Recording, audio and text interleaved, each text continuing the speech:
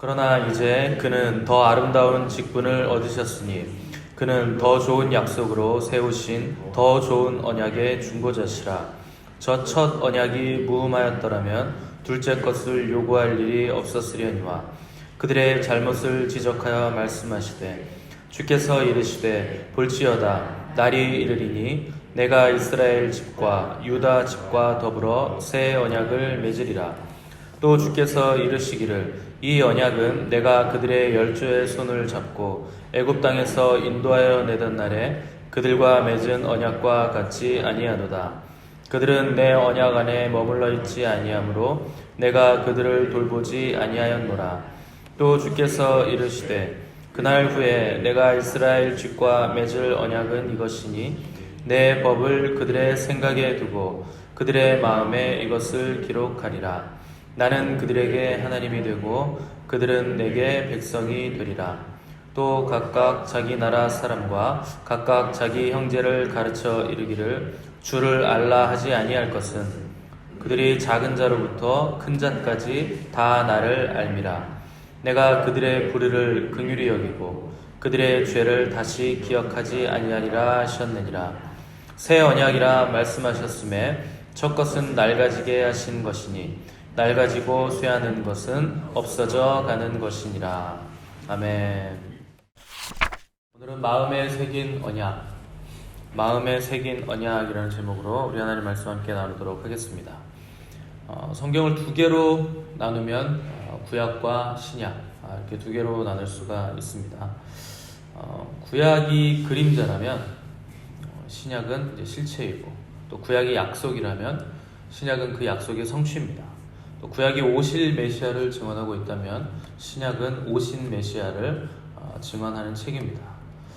구약이라는 말 자체가 옛 언약이라 하는 뜻이고, 또 신약이라는 말 자체는 새 언약이다 이런 뜻입니다.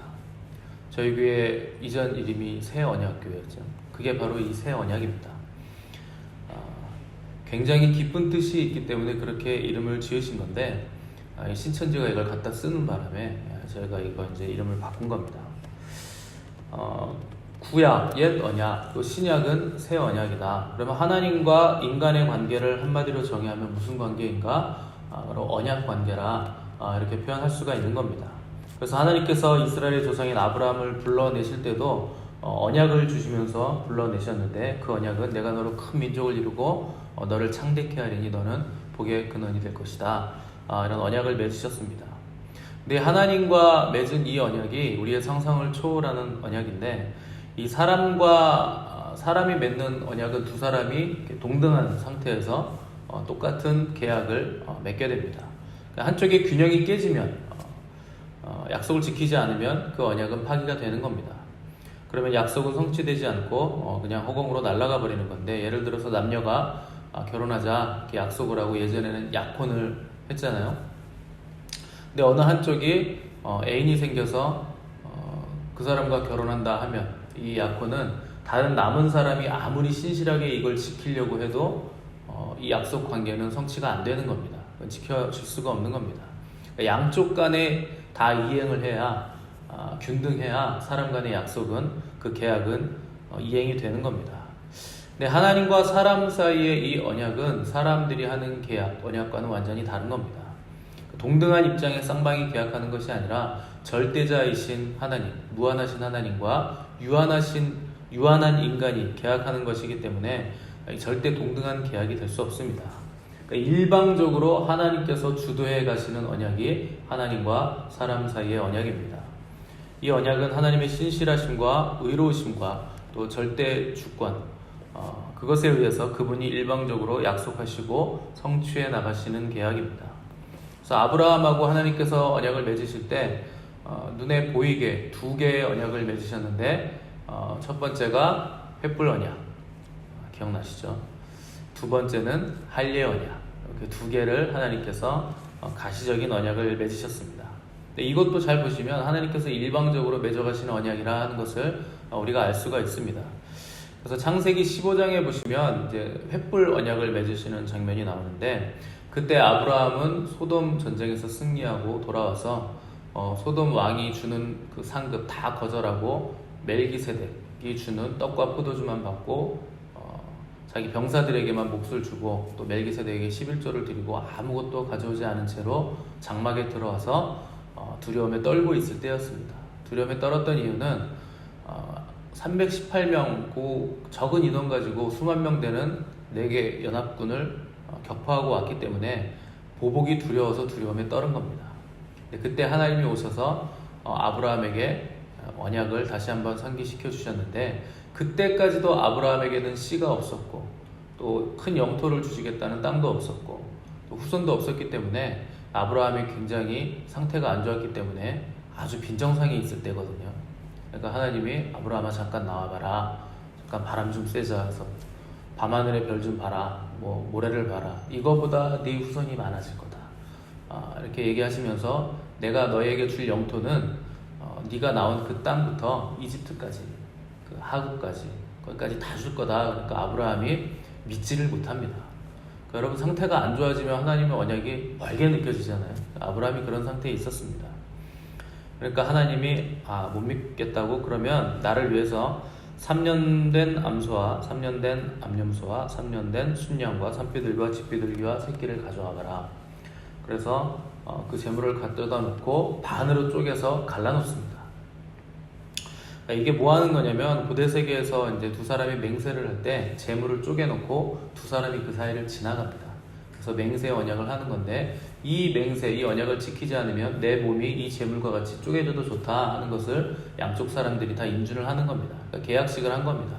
그래서 하나님이 지금 아브라함과 언약을 맺으면서 횃불 언약을 하실 때 재물을 쭉 가져다 놓고 반으로 다 쪼개놓고 그걸 지나가는데, 그것을 하기 전에 이집트에서 아브라함의 후손들이 당할 고통, 종노릇하게 될 것과 또 출애굽하게 될 것, 또 그 이후에 가나안까지 들어가는 역사의 파노라마를 하나님께서 다 보여주시고 난 다음에 그 일이 다 그렇게 될 것이라 하는 확증으로 하나님께서 친히 재물 사이로 지나가십니다. 하나님이 이렇게 되지 않으면 내 몸이 쪼개져도 좋다 하는 계약을 친히 맺으셨는데, 놀랍게도 아브라함은 지나가지 않고 하나님만 혼자 지나가셨다 하는 것을 우리가 성경에서 확인을 할 수가 있습니다. 그러니까 세상에 이런 계약은 없는 겁니다. 하나님이 갑이 되시고 우리가 을이 돼도 황송하잖아요. 하나님과 맺는 계약은. 근데 하나님이 을이 되시고 아브라함이 갑이 된 계약입니다. 그래서 아브라함은 지나가지도 않고 하나님만 이 계약서에 서명을 하신 겁니다. 그러니까 이 횃불 언약에서 보듯이 하나님과 인간이 맺는 언약은 언제나 하나님께서 주도하시고 하나님께서 그 주권으로 친히 이뤄가시는 계약입니다. 그래서 모든 일의 시작이 언제나 하나님 편에 있는 겁니다. 그래서 아브라함이 하나님을 찾아간 것이 아니고 하나님이 일방적으로 아브라함을 부르시고, 우리가 하나님을 찾은 것이 아니라 하나님께서 우리를 부르신 것입니다. 그러니까 시작하신 분이 하나님이시기 때문에 반드시 끝도 하나님이 이루시고 책임을 다 지신다 하는 겁니다. 다만 문제가 되는 것은 우리가 끝까지 이것을 붙들고 믿음으로 계속 추구하는가 포기하는가, 이 문제만 남아 있는 겁니다. 끝까지 우리가 믿고 그 길을 추구하면 하나님은 반드시 하나님의 약속을 이루십니다. 이 하나님의 모든 계약과 약속들은 역사 속에서 다 이루어졌고, 이 약속의 정점에 우리 구주 예수님의 십자가가 있습니다. 그분이 하나님의 언약의 주인공이시고 중심이 되시는 분이십니다.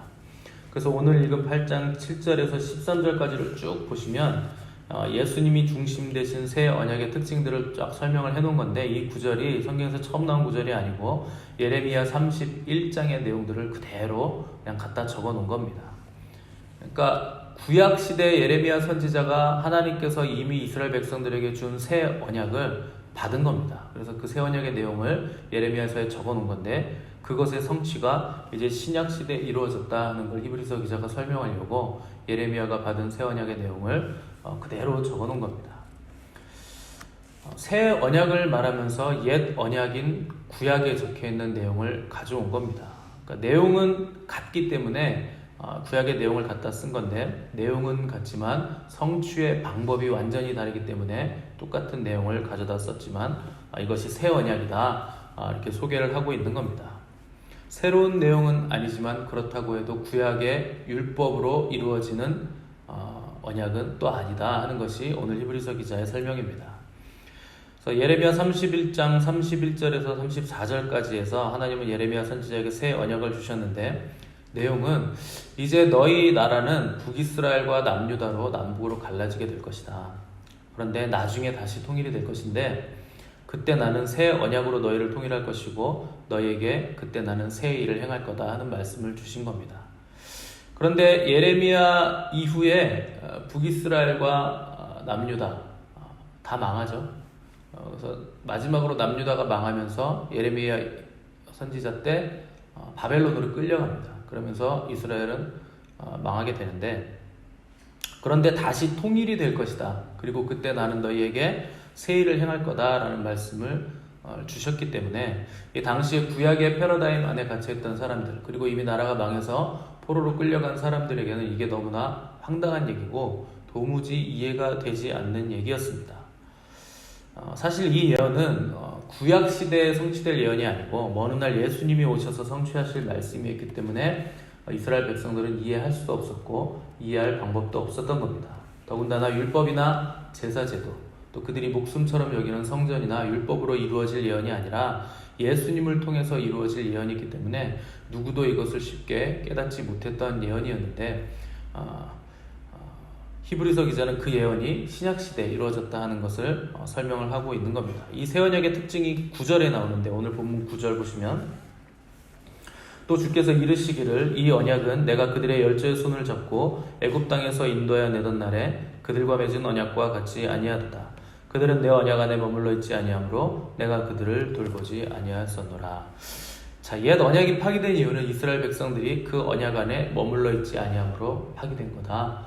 이렇게 설명을 한 겁니다.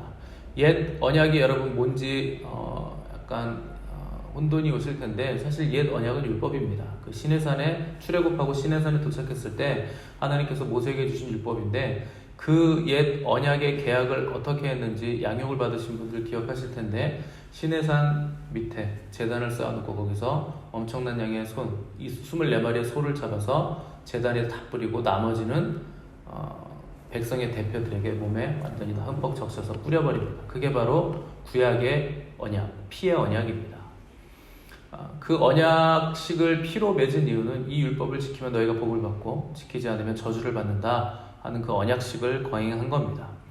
그런데 7절에 보시면 저 첫 언약이 무음하였더라면 둘째 것을 요구할 일이 없었을 것이다. 그러니까 첫 언약에 흠이 있었다 하는 겁니다. 근데 율법 자체에 언약 자체에 흠이 있다는 것이 아니라 그 언약으로 사람이 변화되지는 않는 흠이 있다 하는 겁니다. 그러니까 구약의 율법으로는 사람을 변화시키지 못하는 흠이 있다. 그러니까 율법은 완전하나 사람이 흠이 있기 때문에, 죄로 물들었기 때문에 이게 흠이 있다라고 표현을 하는 겁니다.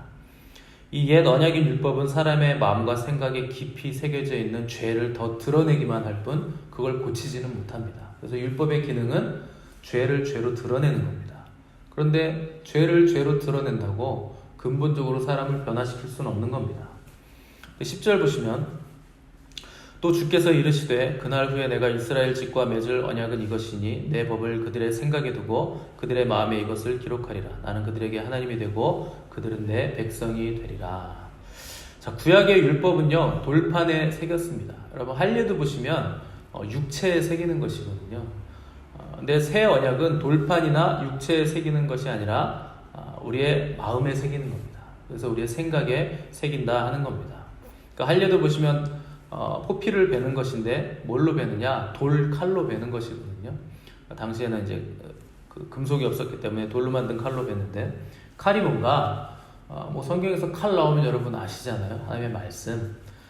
그래서 할례를 할 때 돌칼로 뱉다 하는 것은 하나님의 말씀이 살았고 운동력이 있어서 좌우의 날선 검보다 예리해서 베는 겁니다. 그래서 관절과 골수와 영과 혼과 육을 찔러 쪼개고 마음의 생각을 감찰하신다, 이렇게 표현을 한 겁니다. 그러니까 이 칼은 결국 말씀을 말하는 것이고, 우리 주님도 이 땅에 오셨을 때 내가 세상에 평화를 주러 온 것이 아니라 칼을 주러 왔다 하심으로 말씀 되신 주님께서 이 말씀의 칼을 보내러 오셨던 것을 말씀을 하신 겁니다. 그러니까 새 언약을 우리의 생각과 마음에 새기는 것은 어떻게 새기는 것인가? 하나님의 말씀으로 새기는 겁니다. 그러니까 계시를 통해서 우리의 마음에 새 언약이 새겨진다 하는 것입니다. 자, 돌판에 새긴 옛 언약은 행하라고 명령만 내리는 겁니다. 너희들 이렇게 해라. 이렇게 명령만 내리기 때문에 생명이 없습니다. 돌에는 생명이 없기 때문에 당연히 돌판에 새긴 언약은 우리에게 생명을 주지 못한다는 겁니다. 그러나 우리의 마음에 새긴 법, 우리의 생각에 새긴 법은 우리에게 생명을 주는데 그 생명이 누구의 생명인가? 바로 예수 그리스도 우리 주님의 생명을 우리에게 주시고 우리 마음에 새긴다 하는 겁니다. 예레미야가 이 계시를 받고 이 예언을 한 뒤 약 600년이 흐른 뒤에 신약시대 예수님이 십자가에서 죽으시기 전에 제자들과 마지막 만찬을 나누셨는데 그때 만찬을 나누시다가 만찬의 끝 무렵에 포도주 잔을 드시면서 이렇게 말씀을 하셨습니다. 이 잔은 내 피로 세운 새 언약이니 이것을 행하여 마실 때마다 나를 기념하라. 여러분 새 언약이 뭔지 아시겠습니까? 이게 새 언약입니다. 이 잔은 이 포도주는 내 피로 세우는 새 언약이다. 옛 언약은 폐해졌고 이제 예레미야에게 하나님께서 예언하셨던 그 새 언약이 지금 세워질 건데 그거 내 피로 세우는 거다 하는 걸 제자들에게 계시를 해주신 겁니다. 그러니까 짐승의 피로 맺은 옛 언약이 깨져버린 자리에 주님의 피로 새로운 새 언약이 다시 세워지게 된 것입니다. 그리고 주님은 새 언약을 세우셨을 뿐만 아니라 우리에게 아주 놀라운 선물을 보내셨는데 그분이 바로 성령님입니다. 이 성령님을 통해서 우리의 신비에 또 우리의 마음에 드디어 새로운 새 언약이 새겨지게 된 것입니다.